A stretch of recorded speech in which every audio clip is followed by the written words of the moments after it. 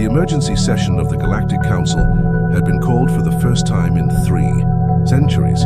Representatives from a dozen species filled the crystalline chamber orbiting Kepler 442b, their various appendages, tentacles, and sensory organs all focused on the holographic display at the chamber's center. What they were looking at would either revolutionize galactic civilization or drive them all insane trying to understand it. The artifact was discovered on Zephyria Prime during the archaeological expedition last month, announced Commander Vextar, his iridescent blue skin rippling with barely contained excitement. The Zephyrian military leader gestured toward the floating code with his forearms. Our xenoarchaeologists estimate it's from the ancients, the civilization that vanished 50,000 years ago. A collective murmur rippled through the chamber. The ancients were legendary, a species that had supposedly mastered technology beyond anything the current galactic community could comprehend. They had simply disappeared one day, leaving behind only ruins and mysteries. "What exactly are we looking at?" asked Dr. Nilara, the Centauran representative, her telepathic voice echoing in everyone's minds simultaneously. Her species was renowned for their analytical capabilities, able to process information at speeds that made quantum computers look sluggish. "It appears to be an encrypted data matrix," Vextar replied. "Our initial analysis suggests it contains blueprints for technology that could revolutionize energy production, space travel, and defensive systems. The potential military applications alone." He paused, letting the implications sink in. Professor Kethmos, the elderly Andromedan scholar, leaned forward in his hover chair. His people were master code breakers, having spent millennia perfecting the art of information warfare. "And I assume you've been unable to decrypt it." Vextar's skin flickered a darker shade of blue, the equivalent of a human blush. "We've thrown everything at it. Our best cryptographers, quantum supercomputers, even the AI collective from Proxima Centauri. Nothing works. The code seems to adapt and change every time we get close to a breakthrough." The holographic display showed a complex matrix of symbols, numbers, and geometric patterns that seemed to shift and pulse with an almost organic rhythm. It was beautiful in its complexity, but utterly incomprehensible. "How can code be adaptive without an active system running it?" Dr. Nilara pressed, her mental voice tinged with skepticism. "That's just it, we don't know," Vextar admitted. "It's as if the encryption itself is alive, learning from each attempt to break it, and evolving its defenses accordingly." The chamber fell silent, except for the gentle hum of the life support systems. Each species represented here possessed intellectual capabilities that far exceeded anything in their respective histories, yet they were stumped by a puzzle left behind by a long-dead civilization. "What about collaborative efforts?" suggested Ambassador Thex from the Rigel Consortium. "Surely our combined computational power could overwhelm any encryption, no matter how sophisticated." "We tried that," Vextar replied wearily. "Linked quantum arrays, parallel processing networks, even attempted to recreate ancient technology based on other artifacts. The code just absorbed every attempt and became more complex." High Counselor Zarath, whose species had governed the galactic community for the past millennium, finally spoke. Her voice carried the weight of absolute authority. "What about the newer species? Have we consulted them?" A few uncomfortable glances were exchanged around the chamber. The newer species was a diplomatic term for civilizations that had only recently achieved interstellar travel, primarily humans who had joined the galactic community less than 50 years ago. "With all due respect, High Counselor," Professor Kethmos interjected, "if our most advanced AI systems cannot crack this code, what could a species that still uses binary computing possibly contribute?" Commander Vextar shifted uncomfortably. "Well, actually, there was one suggestion from the diplomatic corps. The human government has offered their assistance. Apparently they have some of the unconventional approaches to problem solving." The chamber erupted in a cacophony of sounds, chittering, mental scoffing, tentacle slapping, and various other expressions of disbelief and amusement. "Humans?" Dr. Nilara's telepathic laugh felt like ice crystals in everyone's minds. "The species that still burns fossil fuels on half their planet?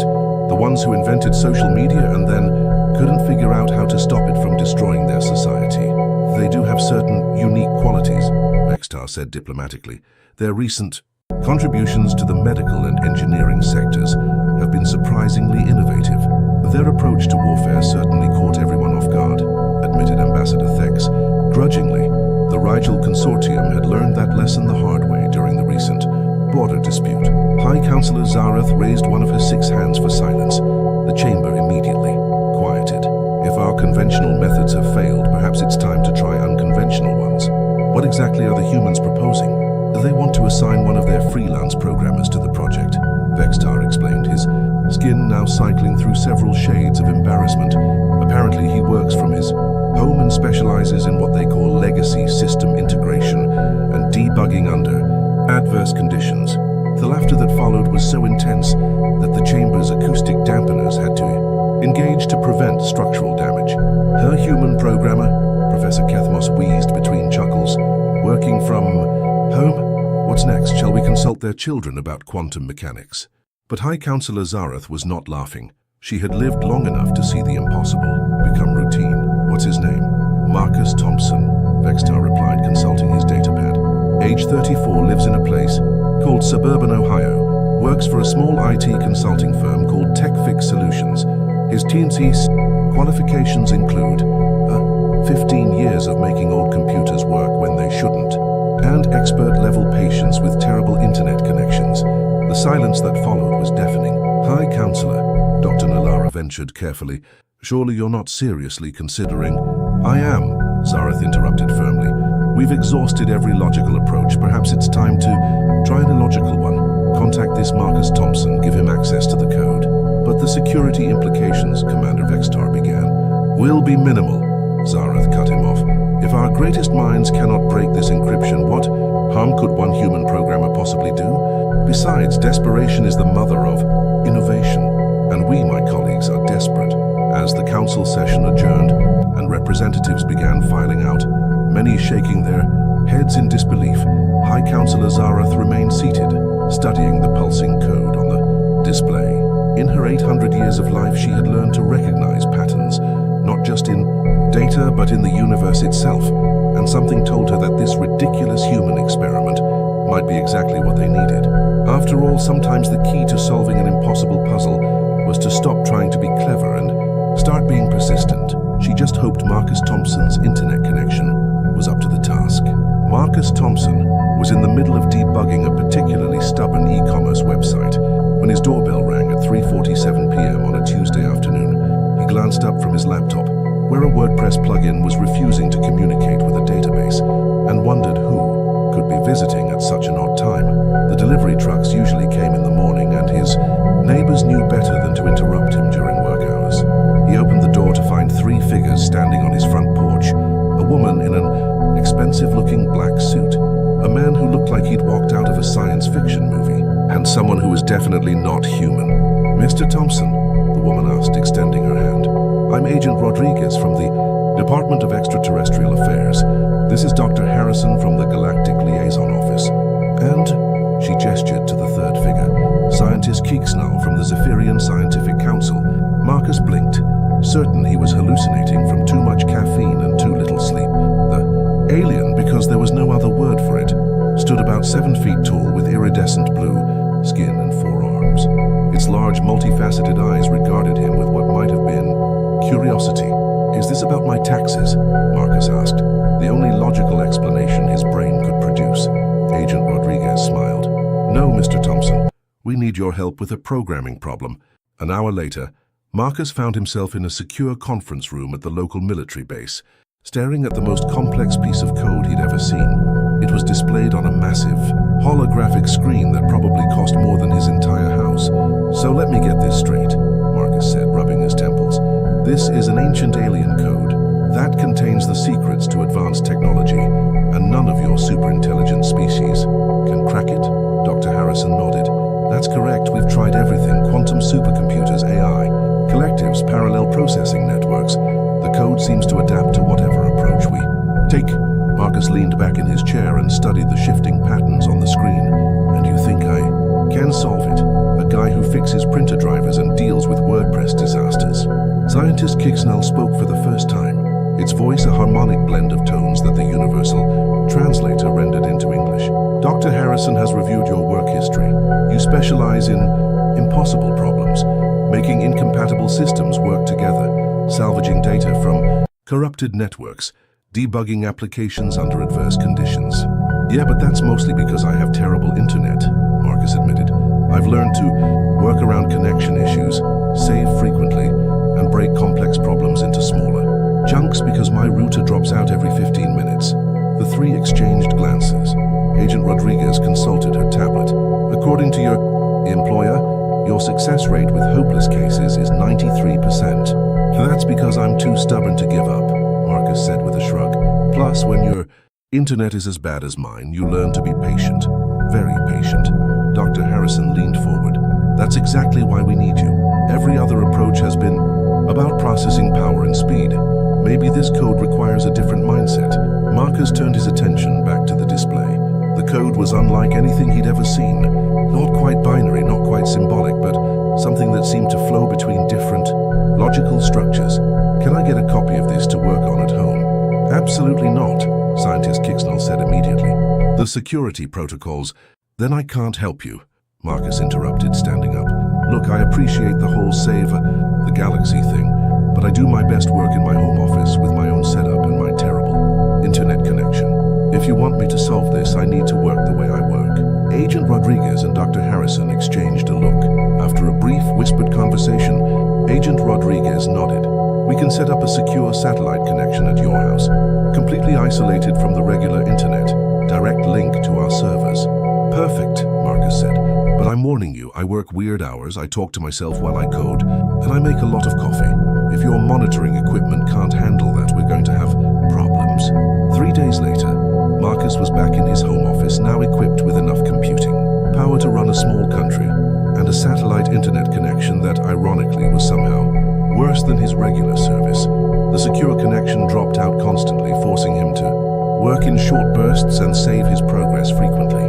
This is ridiculous, he muttered to himself, waiting for the connection to re-establish for the 20th time that morning. On his screen, the ancient code pulsed and shifted, almost as if it was mocking him. He'd been studying the patterns for 72 hours straight, sustained by coffee and sheer stubbornness.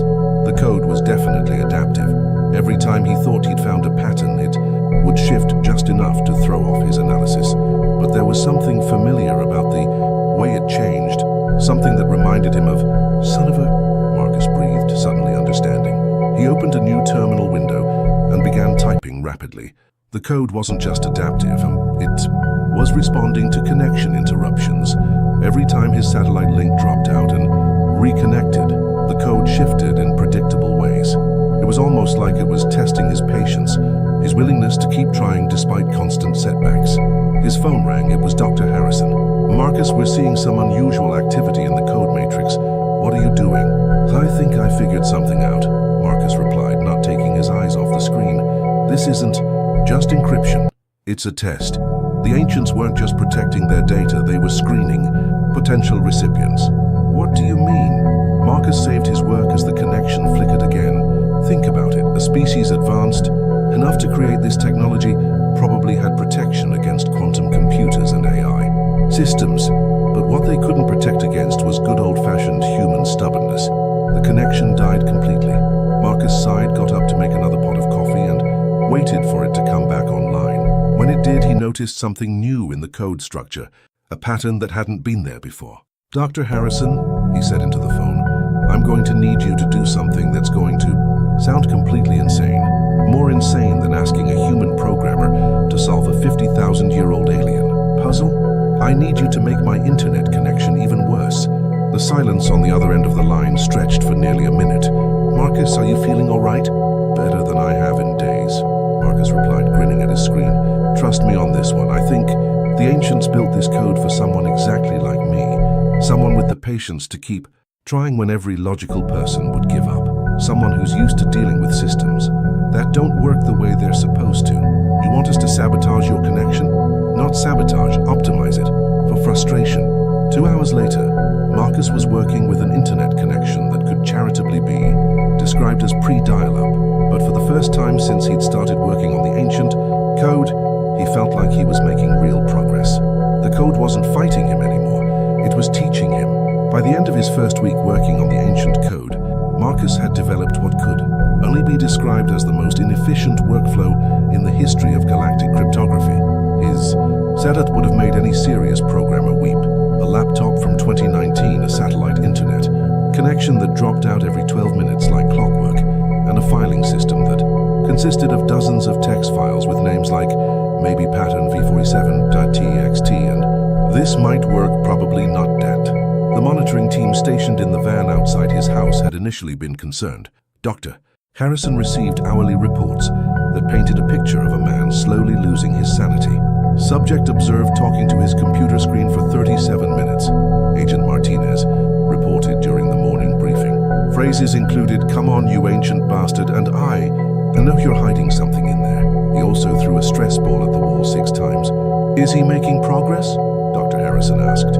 "Unknown. He saves his work in fragments across multiple files. Our analysts can't make sense of his documentation system. Half of his notes are written on actual paper napkins."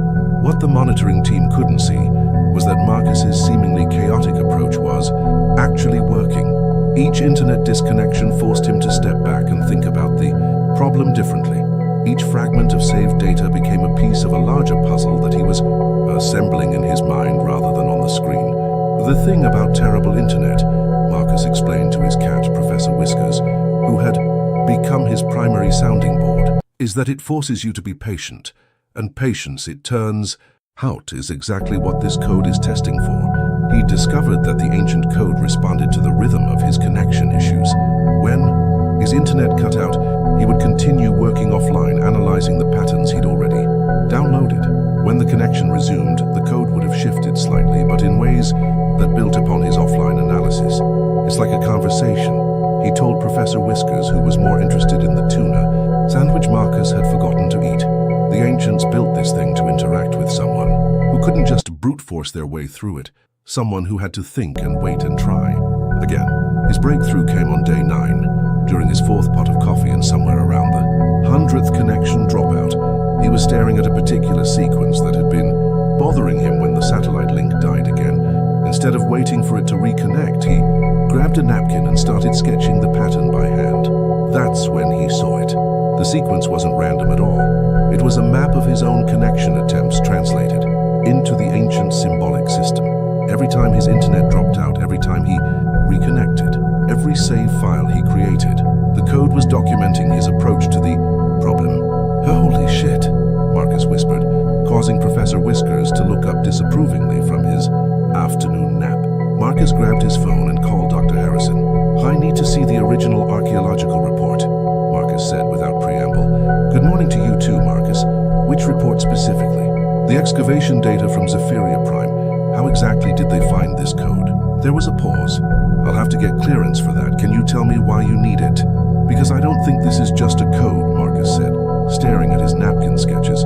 "I think it's a test, and I think it was designed to be found by a species exactly like humans." 3 hours later, after what Marcus imagined was a series of increasingly frantic calls between Earth and various galactic authorities, he had access to the archaeological files. The ancient artifact hadn't been found in a secure vault or protected archive. It had been discovered in what the Zephyrian archaeologists described as a teaching facility, essentially an ancient classroom. More importantly, it had been surrounded by dozens of similar artifacts, all containing simpler versions of the same type of adaptive code. "It's a curriculum," Marcus breathed, pieces falling into place. The ancients weren't just protecting their technology. They were creating a test to see if anyone would be worthy of inheriting it. His phone rang. It was Scientist Kicksnell. "Mr. Thompson, we've been monitoring the code's behavior since you began working on it. The Iki transformation patterns are unlike anything we've observed." "That's because you've been trying to solve it like a mathematical equation," Marcus replied. "But it's not math, it's psychology. The ancients built this to respond to specific mental approaches, specific ways of dealing with frustration and setbacks." "Are you suggesting that your technical difficulties are somehow advantageous?" Marcus looked at his laptop screen, which was currently displaying a connection timeout error message. "I'm suggesting that the ancients knew exactly what kind of species would eventually be stubborn enough to solve their puzzle. Not the smartest species, not the most technologically advanced, but the most persistent." He minimized the error message and opened his latest analysis file. The patterns were becoming clearer with each interruption, each forced pause in his work. The code was evolving. Alongside his eyes as he proved his commitment to the task. The other species approached this like a siege, Marcus continued. Overwhelming force, parallel processing, throw everything at it until it breaks, but the ancients built it to resist. Exactly that kind of approach. They wanted someone who would sit down, get frustrated, try again, fail, try again, and keep doing that for as long as it took. His internet connection came back online with its usual sluggish reluctance. Marcus immediately saved his work to 17 different files, a habit born of bitter experience with unreliable networks. I think I'm close to the first layer, he told Kixnall, but I need to warn you, when I crack this, it's probably going to be because my router decided to have a particularly bad day. The worse my connection gets, the better I understand the code. There was a long pause on the other end of the line. Mr. Thompson, are you requesting that we make your internet connection even less reliable? I'm requesting that you let me work the way I work, Marcus replied. Trust the process even if the process looks like digital masochism to anyone sane.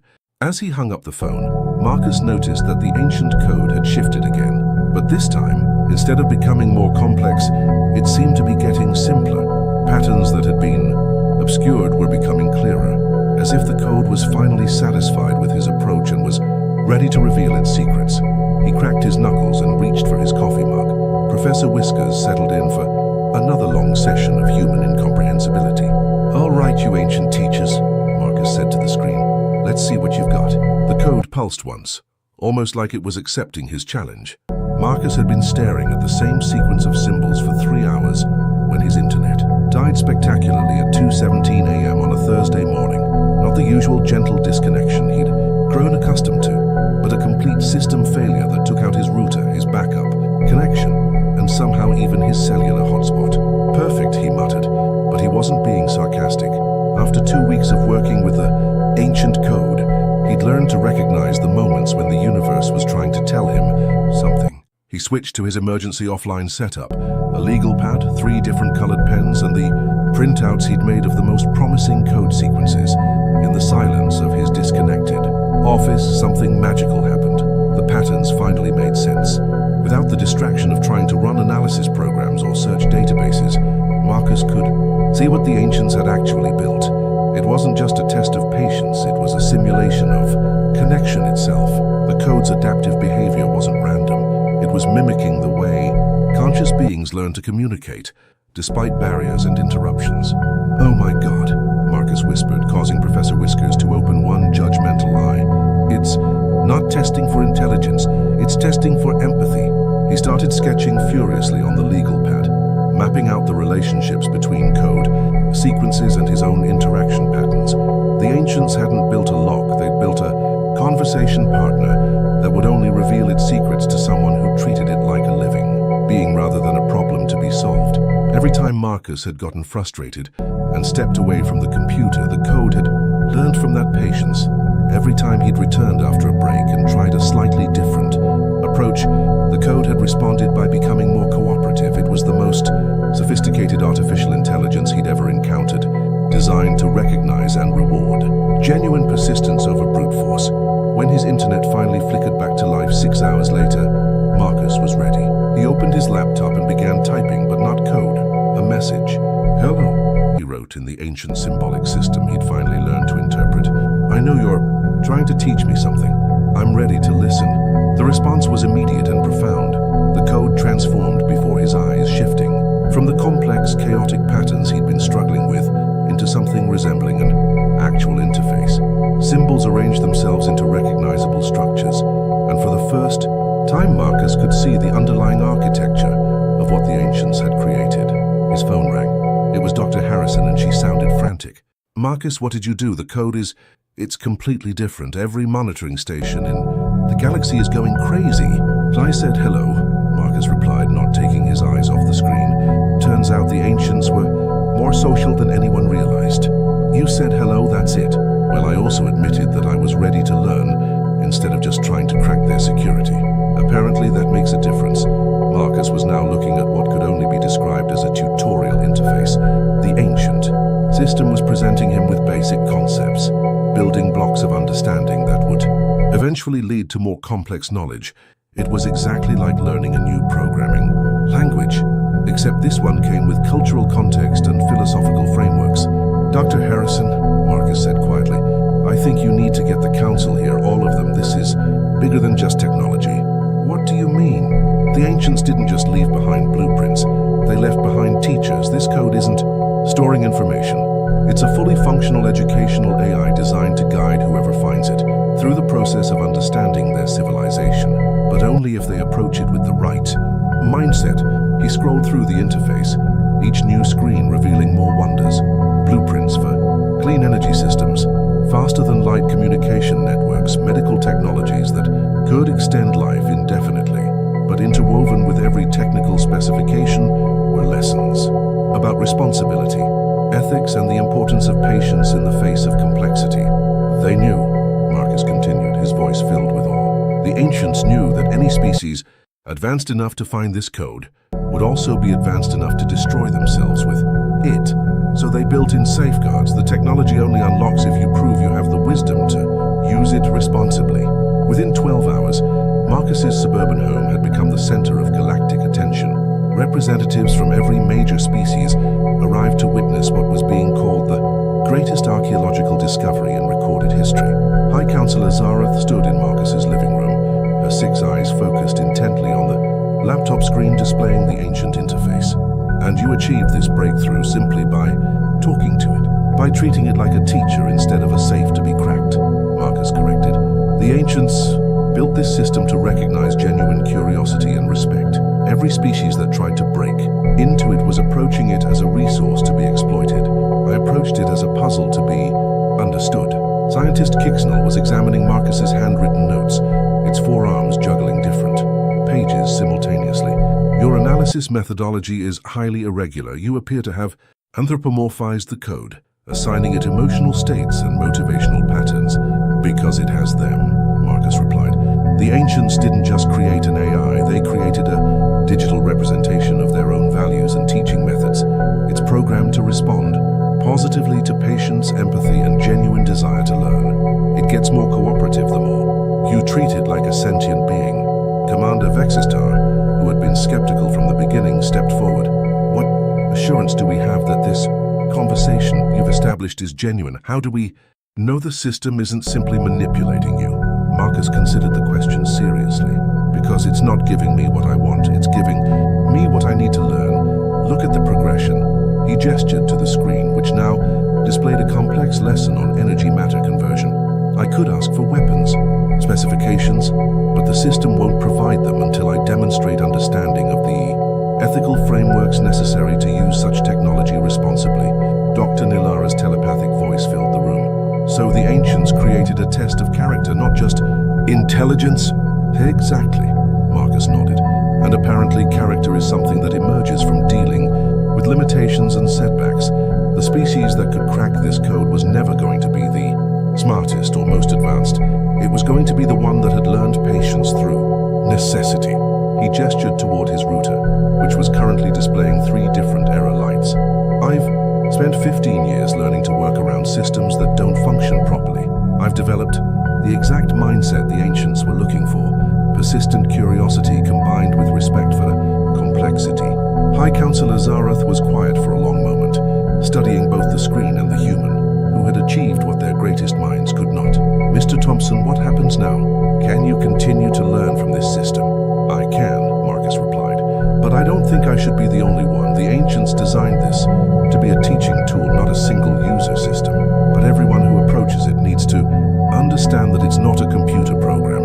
It's a digital civilization, and it expects to be treated with the same respect you'd show any teacher. He turned back to the laptop and typed a new message into the ancient interface. My friends would like to meet you too. Would that be acceptable? The response appeared immediately, translated into a dozen different galactic languages. Simultaneously, patience is a virtue best shared. Welcome, students, let us begin. For the first time in 50,000 years, the ancients had found worthy successors. 6 months after Marcus Thompson first said hello to a 50,000-year-old artificial intelligence, the galaxy had fundamentally changed. The ancient teaching system, which the human had dubbed Professor, much to the consternation of the more formal galactic species, had proven to be the most patient and effective instructor civilization had ever encountered. The learning process was not what anyone had expected. "I don't understand," complained Dr. Kethrav, an Andromedan scientist who had been assigned to study the ancient energy systems. "The professor keeps giving me assignments about philosophy and social dynamics. I want to learn about their fusion technology." Marcus looked up from his own workstation, where he was currently engaged in what appeared to be a deep discussion with the AI about agricultural sustainability practices. What kind of philosophy assignments? Scenarios about resource distribution, ethical frameworks for technological implementation, case studies in how civilizations have collapsed from rapid advancement, Dr. Kethrav replied, with obvious frustration. "How is this relevant to energy production?" "Because," Marcus said patiently, "the professor isn't just teaching you how to build a fusion reactor. It's teaching you how to build a fusion reactor without destroying your civilization in the process." This had become the central revelation of the ancient teaching system. Every piece of technology came wrapped in layers of ethical instruction, historical context, and philosophical framework. The AI wouldn't provide advanced weapons until students demonstrated understanding of conflict resolution. It wouldn't share faster than light travel until they showed comprehension of the responsibilities that came with easy interstellar movement. High Counselor Zarath visited Marcus's home office regularly now, finding the humans' chaotic work environment somehow conducive to the kind of thinking the ancient system required. She was currently engaged in a complex lesson about governance structures, having expressed interest in the ancients' political philosophy. "The professor is quite insistent that I understand the importance of what it calls constructive disagreement," she told Marcus during one of their coffee breaks, a human custom she had adopted with surprising enthusiasm. Apparently, the ancients believed that civilizations stagnate without healthy conflict. "Makes sense," Marcus replied, adding another sugar cube to his coffee. His dietary habits had become a source of fascination for the various alien observers. "Professor's been teaching me about their approach to innovation. They didn't just value intelligence, they valued the kind of intelligence that emerges from overcoming obstacles. This had led to one of the most unexpected developments in galactic education, the deliberate introduction of inefficiency into learning processes. Species that had spent millennia optimizing their educational systems were now discovering the value of struggle, setbacks, and the need to find creative solutions to artificial limitations. My people's quantum-enhanced learning matrices can download information in nanoseconds," scientist Kixnall had complained during an early session. "But the professor insists I learn this manually, through trial and error. It's incredibly wasteful. It's incredibly effective," Marcus had countered. "The professor isn't just giving you information, it's teaching you how to think.